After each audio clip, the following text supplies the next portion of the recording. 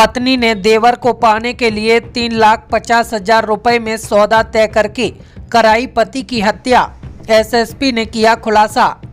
इटावा में बड़पुरा थाना क्षेत्र के मानिकपुर रोड पर यमुना नदी के पास 4 जनवरी को युवक का शव मिला था, जिसकी पहचान पिता तहसीलदार ने अपने पुत्र मनोज राजपूत उम्र 40 वर्ष के रूप में की थी। मनोज अपने माता पिता का इकलौता पुत्र था, जिसकी शादी करीब 16 वर्ष पूर्व हुई थी। 13 और 9 साल के इनके 2 बच्चे हैं।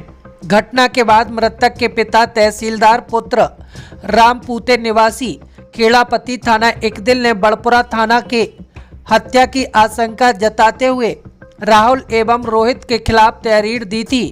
तहसीलदार ने अपनी बहू पर भी हत्या का आशंका जताई थी।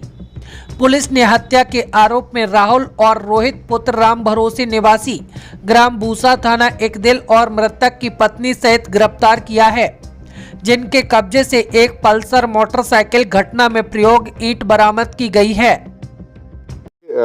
एक रात पहले जो बीती रात है, उस रात से पहले जो है डेड बॉडी मिली थी सोनवारा गांव, जैसा कि बता रहे हैं, बड़पुरा थाना अंतर्गत जनपद इटावा में।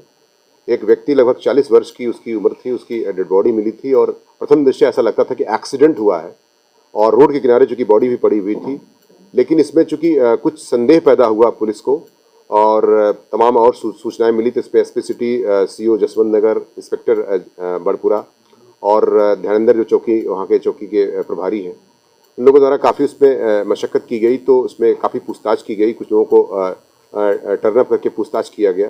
ये जानकारी मिली कि एक महिला है जो कि अपने ममेरे देवर के साथ उनके प्रेम संबंध चल रहे थे और पति से जो है कटु संबंध चल रहे थे। जो मनोज नाम का मृतक है, लगभग 40 साल का, उससे पत्नी की 16 साल पहले शादी हुई थी।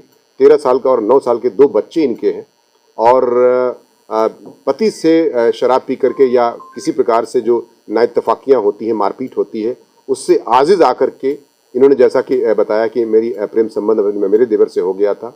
इकदिल थाना क्षेत्र के लोग दोनों रहने वाले हैं और इस प्रकार से इन्होंने फिर इसी दौरान अपने मेरे देवर के माध्यम से मरवाने का और पैसे की लालच देकर कि 3-3.5 लाख रुपए देंगे तुमको, इसको अपने रास्ते से हटवा दीजिए मनोज को। तो इसी परिदृश्य में फिर ये जो रोहित नाम का जो मुख्य अभियुक्त है, इसमें रोहित और राहुल दोनों सगे भाई हैं और दोनों जो है प्लान बना करके फिर आते हैं, शराब लेते हैं। शराब लेने के बाद उसको एक सर्टेन स्थान पर ले जाते हैं, एक मिक्सर प्लांट पर, वहाँ पर शराब पीते हैं। शराब पीने के बाद जो है ईंट से उसके सर पर कई बार वार करते हैं, जिससे उसकी लगभग मृत्यु हो जाती है। उसके बाद उसको चंबल नदी में फेंकने लगे, मोटरसाइकिल पर लाद कर ले जाते हैं और चूंकि उस रात थोड़ा सा बारिश भी हो रही थी तो मोटरसाइकिल स्लिप कर जाती है।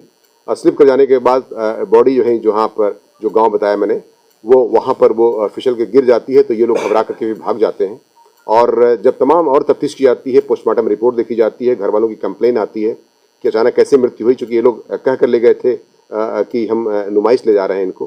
तो इस परिदृश्य में जब कायदे से कड़ाई से पूछताछ की जाती है अधिकारियों द्वारा, एसपी सिटी, सीओ द्वारा, तो इसमें तमाम तथ्य सामने आते हैं। इनके द्वारा जुर्म का इकबाल भी कर लिया जाता है और तदनुसार इन लोगों को गिरफ्तार किया जाता है और गिरफ्तार करने के बाद इनको 103 BNS के तहत, जो 302 होता था, उसके तहत कार्रवाई करते हुए जेल भेजने की कार्रवाई सुनिश्चित की जा रही है। तो इनका प्रेम प्रसंग कब से चल रहा था, जानकारी मिली है? लगभग 1 से 1.5 साल के आसपास बताया गया है कि 1.5 से 2 वर्ष भी हो सकता है। इसमें इनका प्रेम संबंध चल रहा था, जैसा कि उन्होंने पूछताछ से स्वीकार किया है और इसी षड्यंत्र के तहत इन्होंने इसमें महिला को 120B के तहत, जो पहले IPC हुआ करता था, उसके तहत आपराधिक षड्यंत्र के तहत जेल भेजा जा रहा है। बाकी 103 BNS के तहत जेल भेजने की कार्रवाई सुनिश्चित की जा रही है। 2 आरोपी थे, इन्होंने क्या कहानी इनके घर मतलब मृतक के घर पर बताई थी, कैसे एक्सीडेंट हुआ, क्या कुछ बताया? अब इन्होंने ये बताया था कि ये गायब हो गए हैं और किडनैपिंग तक की बात इसमें रची गई थी। यह भी संज्ञान में आया था कि किडनैपिंग का उन्होंने सूचना किया था कि मेरे भाई ही लगते थे, चूँकि बड़े भाई को किडनैप कर लिया है कुछ लोगों ने, मैंने देखा है। तो डिविएट करने के लिए या तथ्यों से छुपाने के लिए ये निश्चित तौर से इनके द्वारा ये कहानी रची गई थी, षड्यंत्र किया गया था। लेकिन जो कड़ाई से पूछताछ की जाती है, सारी कहानी, सच्चाई सामने आ गई।